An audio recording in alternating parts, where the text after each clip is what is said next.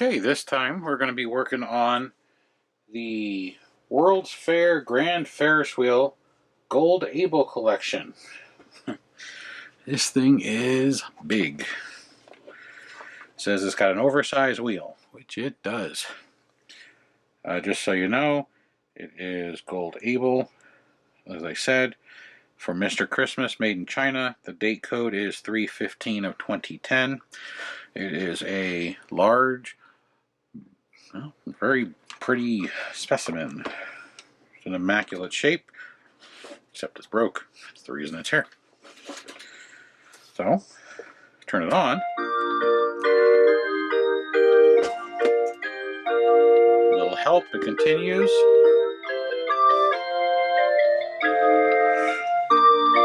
So, and I can hear it clicking. I don't know if you can over the music. Let's see. Let's turn the volume down. And I'll show you on the back. 9 volts DC, on off, year-round songs, Christmas carols, push for new song, and then your volume.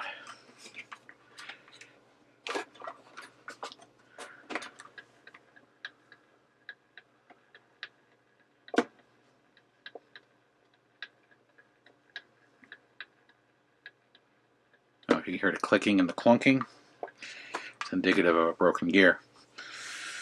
May not be, but 99% of the time it is. Let's get rid of the power. I'm going to try and show you the mechanism for this is in the bottom, and it has a drive shaft that goes all the way to the top. Or, excuse me, the center of the hub. If you look through the holes, if you look at the holes closest to the bottom of the screen, right here, that's your metal drive shaft. It drives the mechanism up here. And this side's hollow. There's nothing in it.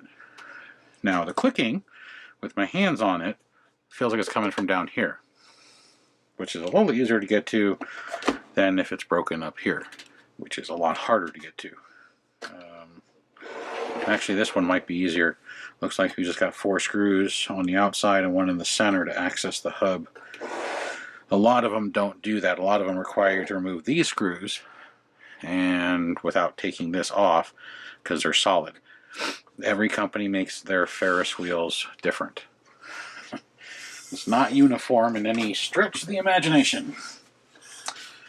So, and the inner is LED light strips all adhered to a metal mechanism. So the wheel is metal, not plastic.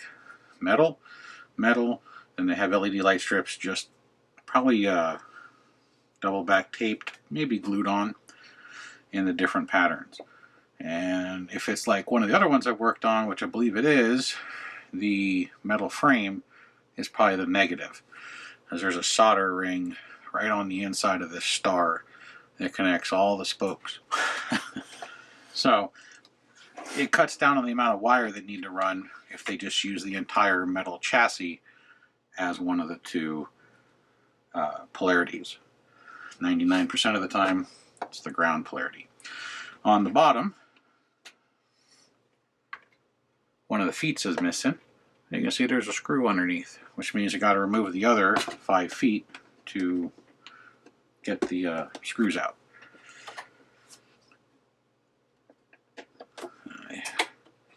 Get a sharp repair of needle pliers or tweezers and get underneath the edge. Set these off.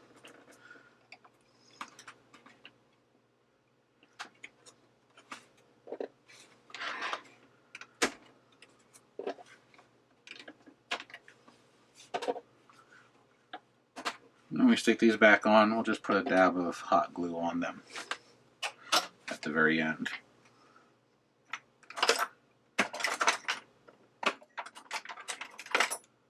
Of course, I had my Phillips out. I put it away, forgetting that most of these run on Phillips.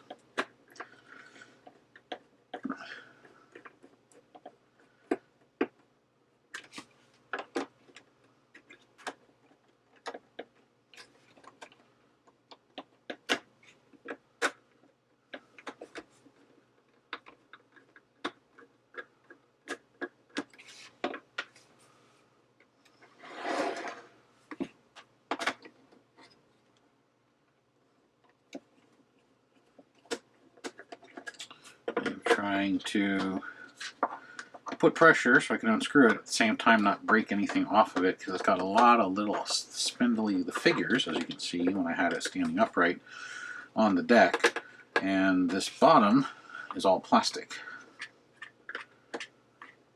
And since this thing is 11 years old, it can possibly be getting brittle. So I'm trying my hardest not to put any undue pressure in any spots that cause it to crack.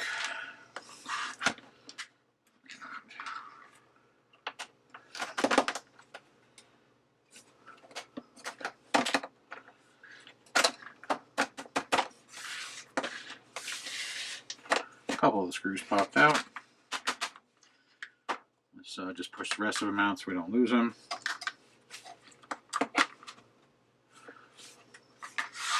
There's 4, 5,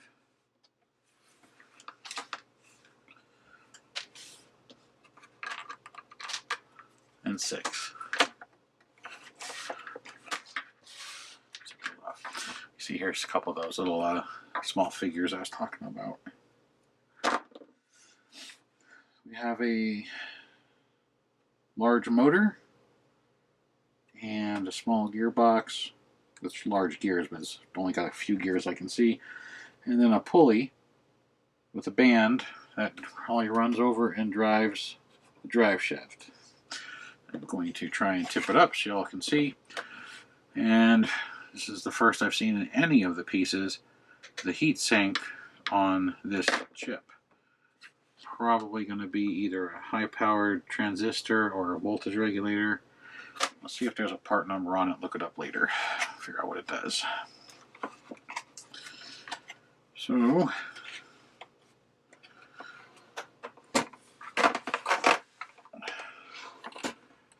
there's the gearbox, right there. There's your circuit board, there's your volume knob or your rheostat, your switches to control types of music, and this one to change the tunes, and there's your off on, of course your speaker, and then again there's the chip I was talking about. Alright, I need a smaller screwdriver to unscrew the small Phillips in here. See if we can get this gearbox out and take a look at it.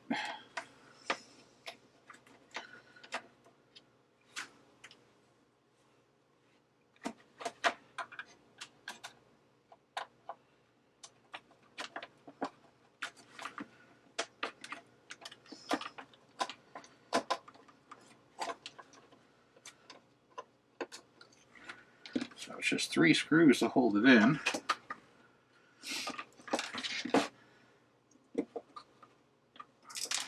One.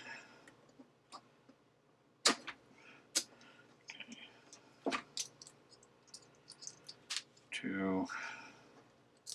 3. Those off.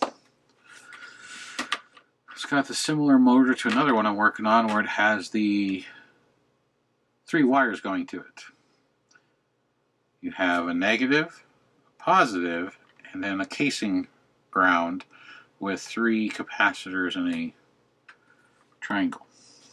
So I'm going to assume the gear that's bad is going to be inside this cluster, which we have 1, 2, 3, 4, 5 gears total, and then 2 pulleys. Of course, the pulley drives the first set of gears right off of the motor.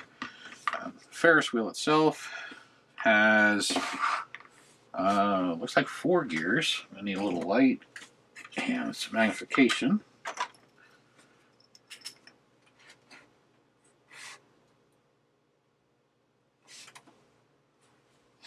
Yeah, it has 4 gears.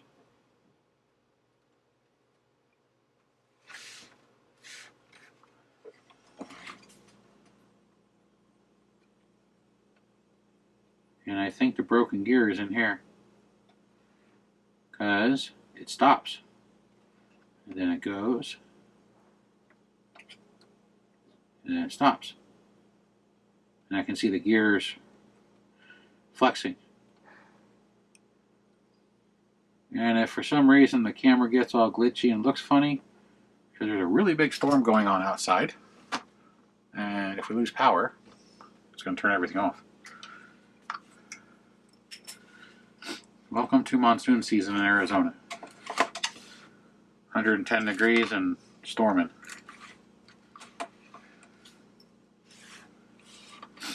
Real fast, I want to double check these gears while I have it sitting here.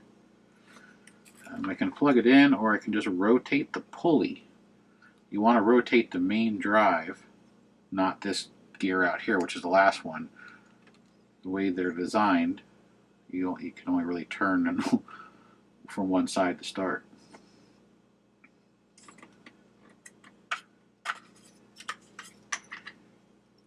So I'm looking for broken teeth and cracks.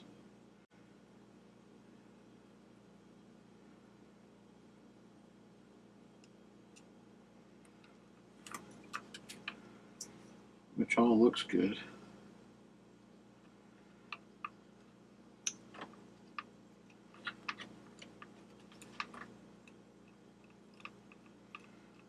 Checking the big gears right now.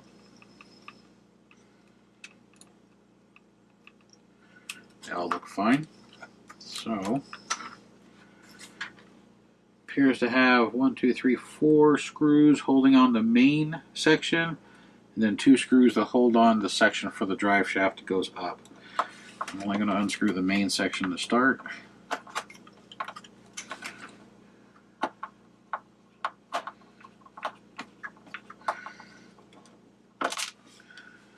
One.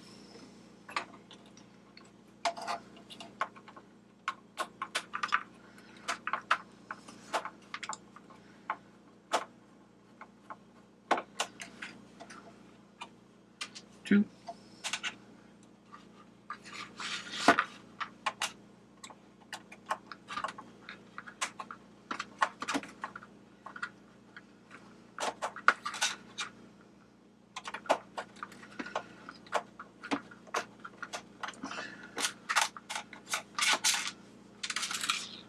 Three.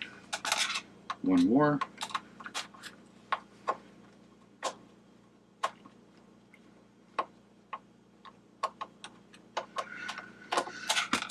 There is a chance a broken piece may be up at the top and was just transmitting the vibration down to the base through the steel shaft.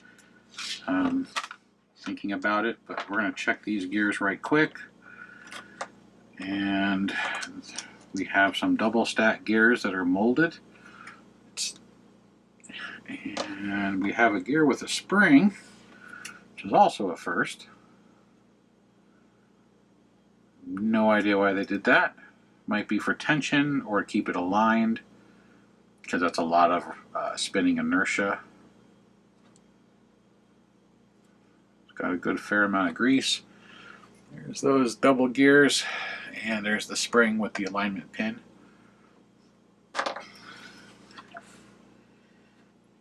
And we have this gear with the pin.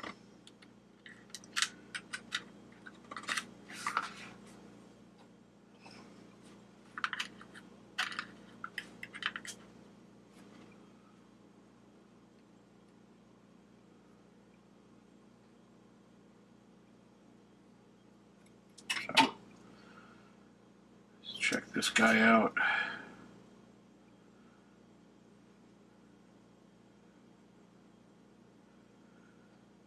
We got some uneven wear on the teeth, but the teeth are intact. This gear gets driven off of this gear here, which then drives this gear, which we're now going to inspect.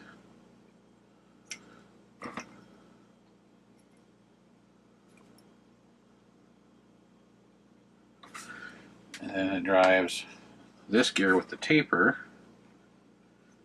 which I believe is the beginning of the worm gear setup they have. And it drives this gear. which it's still sticking. Not as bad. It still sticks right there. Hear the clunk? Hopefully.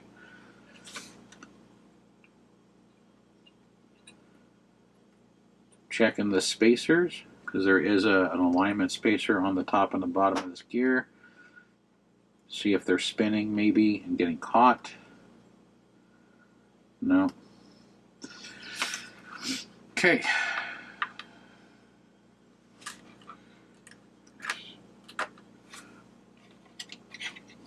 Stand this thing up. Oopsie daisy.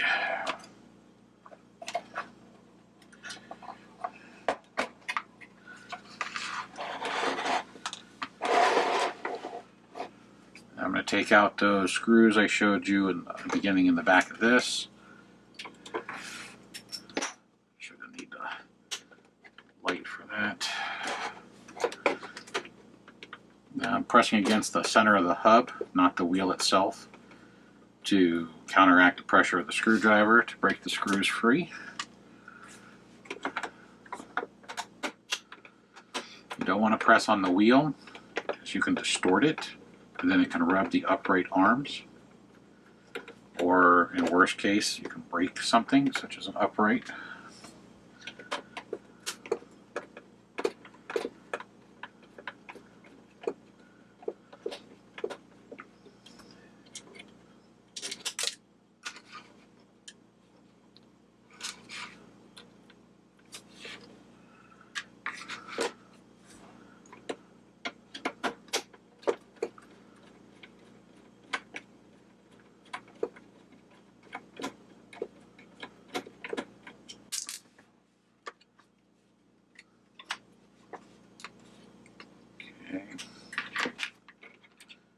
Four screws on the outside edge, and I'm going to do the one in the center, which I don't need to put pressure on because there's enough meat here to hold, and I won't interfere with my screwdriver.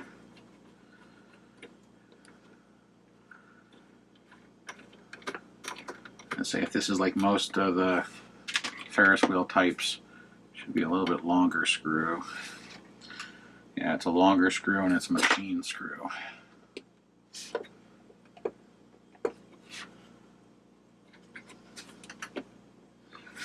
Alright, there are some screws here, and then there's screws down here. These are going to be the miserable ones.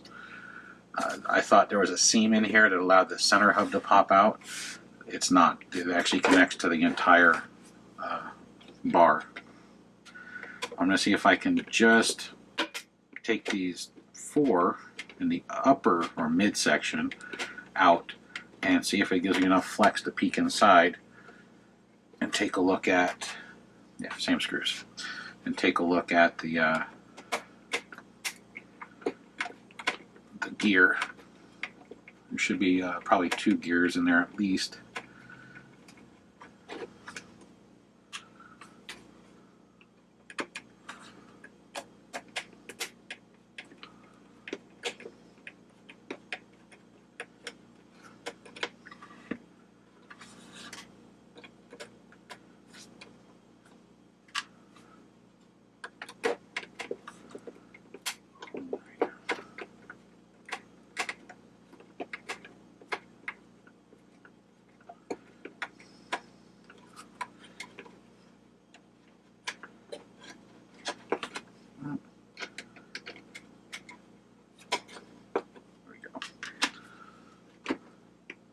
There we go.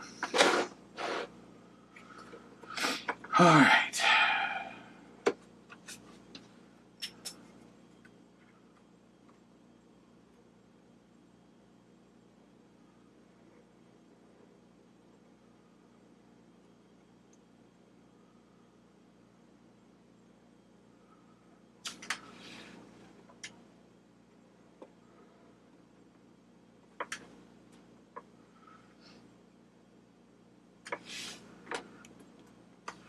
All I can see is the gear, which is, hopefully you might be able to see a little bit in the camera.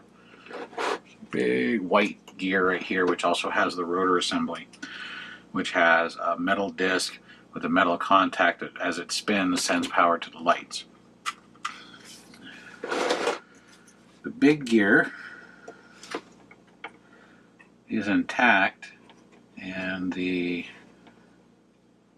two contacts look good. I cannot see the drive shaft.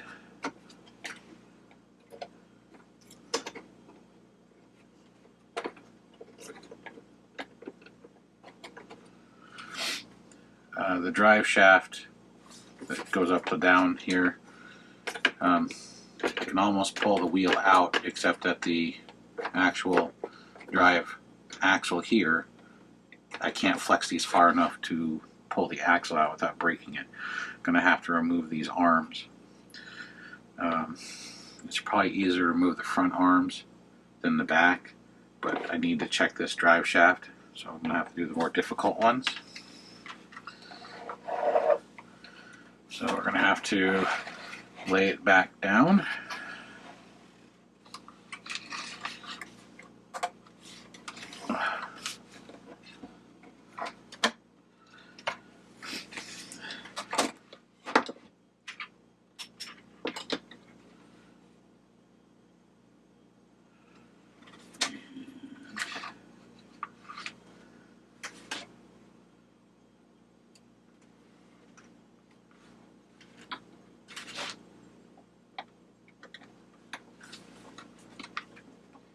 Looks like this side only has one screw, the other ones have two.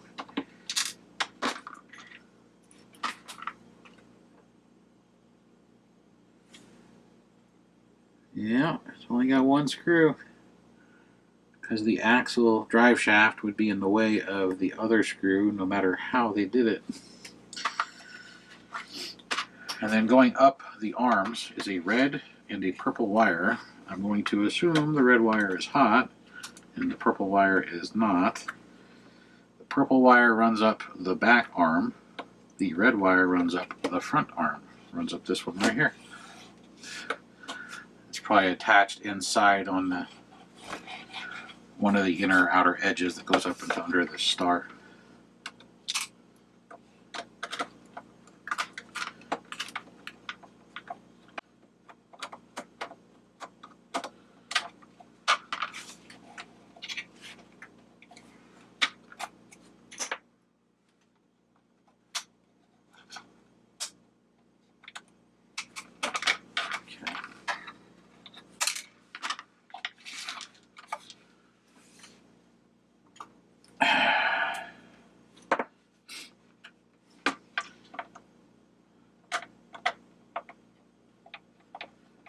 I'm just going to take the front arms off as well. Might as well. That way I'm not flexing the 11-year-old plastic or what have you.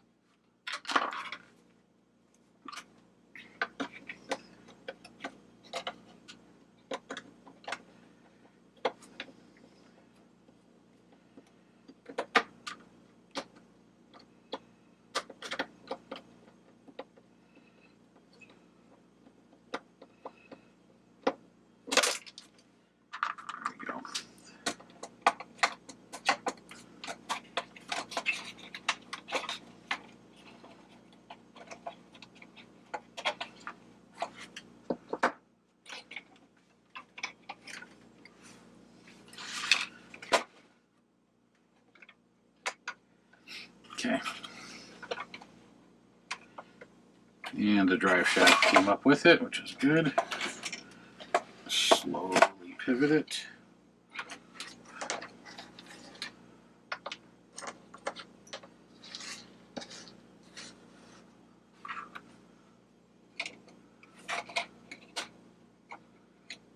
There's the red wire, as you can see, hopefully, runs along the outside edge. There's the solder ring I was talking about.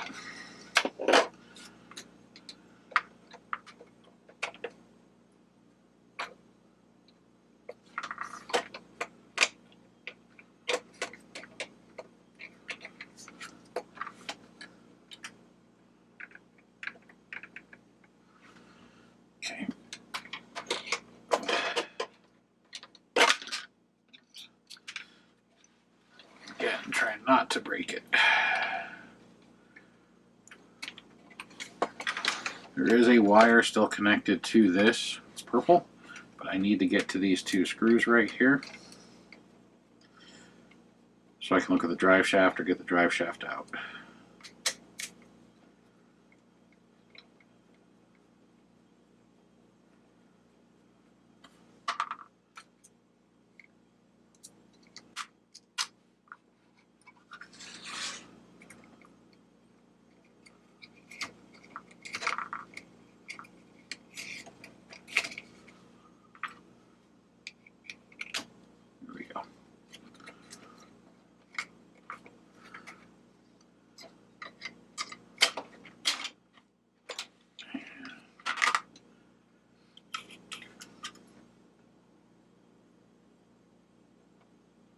And there's the problem.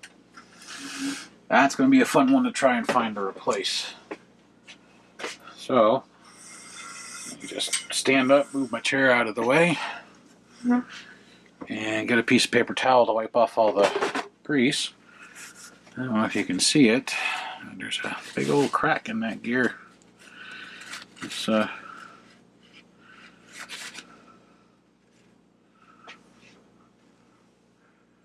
focus. Also doesn't help that it's white. It makes it harder to see because of the white balance. Yeah, it's not focusing really well. At least it doesn't look like it. Oh, I have this a dark color for contrast. Little bucket of parts. You can kind of see it stick it straight up. You can see the silver. Yeah. That gear is split, which, yeah, you can open it. And I can spin the drive shaft. You can hear it. So, this is the whole problem. You can see that what it takes to get these things apart sometimes. If it would have been down here, wouldn't have to disassemble everything up here, of course. But, you know, Murphy's going to say, and it's not going to be the easy way. So, which is weird, because these bigger gears, you know, they're much meatier and, you know, they're thicker, bigger teeth. They don't break as often. It's pretty rare. Usually you break the little gears down here inside this transmission that change the torque. It changes your torque ratios. So, I need to now try and source a gear. I gotta go through all my gears and see if I got one that's close enough to not affect its function or exactly the same. I do not see anything stamped on this gear. Let's check the other side. Yeah, there's no lettering, no numbers, no symbols. And it's a 1, 2, 3, 4, 5, 6. It's a 10-tooth gear, but it's a much larger one. So if you look up 10-tooth, you're going to find the small 10-tooth, not this big fat one. And if you look at the drive shaft, hopefully it'll focus. Focus. You can see the knurling right there. This is a plastic bushing. So when this is clamped together, the housing presses on this so the shaft can spin and it keeps it centered. That's what this one is down here. This one's tapered because of the angle. That's why you can see it's kind of a baloney cut. What I was looking for before I took it apart was to see if this had split and was binding on the ends of this worm gear. And since I have it in my hands, let's double check this worm gear.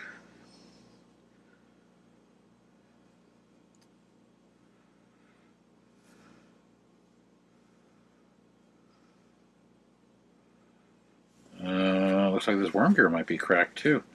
Or it's just got debris in it, so let's clean it off. Use some light. Nope, it's cracked. Shoot. That one's going to be even harder to find. The hairline fracture is right there, going out. And there's I can see the drive shaft in between this teeth right here.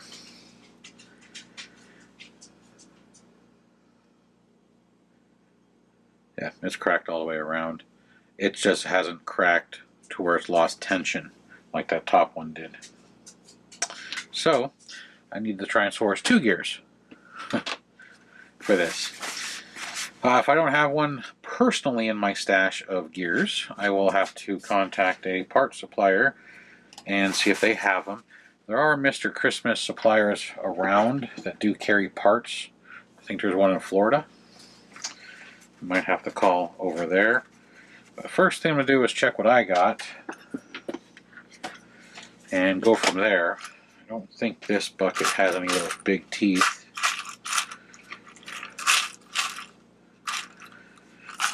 Yeah, these are all my small teeth gears.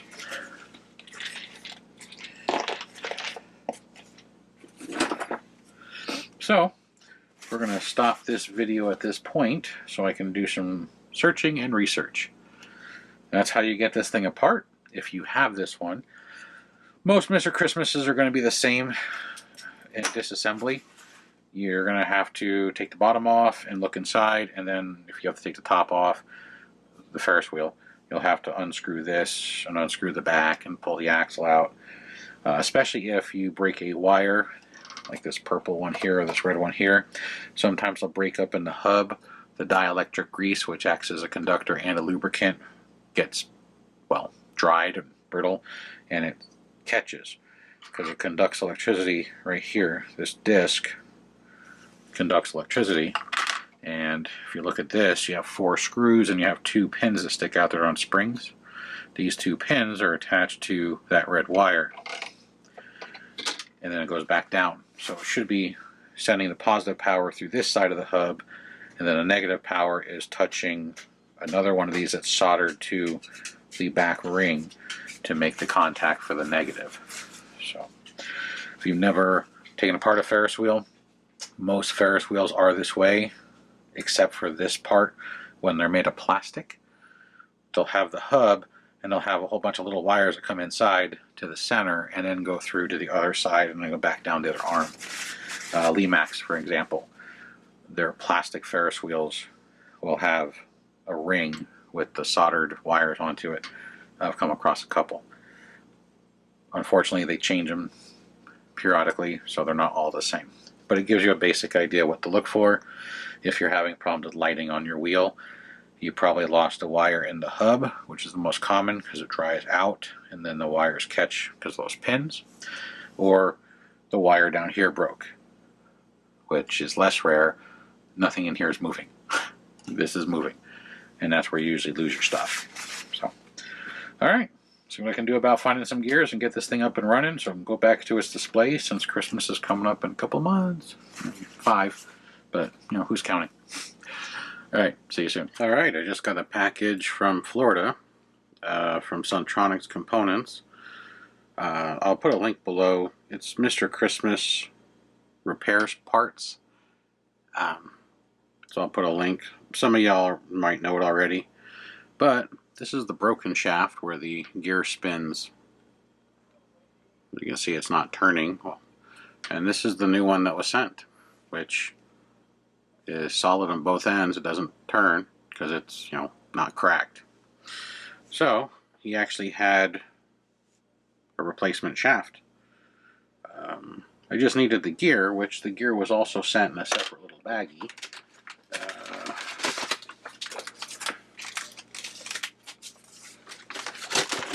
Right there. That's this gear. But like I said, this gear is cracked as well. It's just not as bad as the top one. There is a small fracture right in here. So this one, the gear is perfect. So instead of trying to take the gear off, which you risk breaking it, just got another shaft. So take the old one, just get it out of the way for now. Just to give an idea, this drive shaft, if there's a price on here,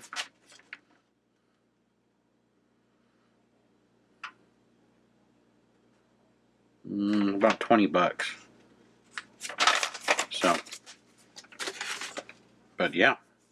So now it's time to take this, put it back inside, reconnect it all, and try it again. So, in the description below will be a link for Suntronics, which is a Mr. Christmas place that has a whole bunch of spare parts. And so it's time to reassemble, which is the opposite of disassembly. Put it all back together and make sure it works, since this was the only broken part found in it. 2 broken gears. So instead of watching me spend the next 20 minutes reassembling it, we'll pause for a moment and get it back together. It should be good to go. Okay, it's all back together. The only thing I haven't done is put the little feet on. I have to heat up the hot glue gun for that, and since it's missing one, I'll see if I have some foam I can just cut into a circle to fill in the 6th hole. So it's plugged in.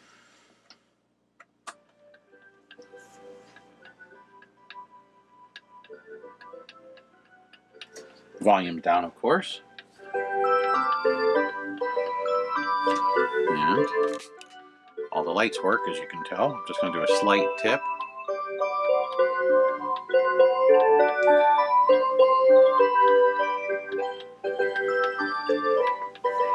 So it's all back together. So the button works.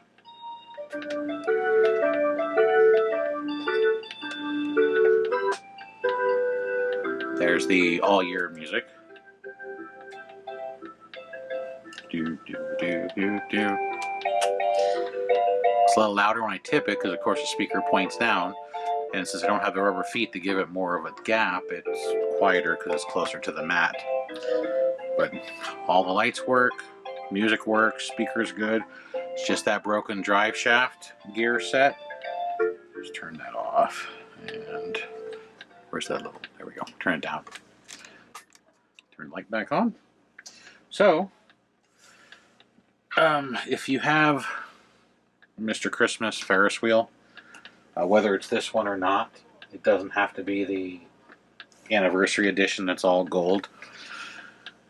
Most likely you'll have to take it apart, and this 10 tooth is the culprit most of the time. The 10 tooth gears, whether they're this big on this unit or the small ones that Lemax uses, they're always the ones that are the most stress, and they always seem to be the breaking point.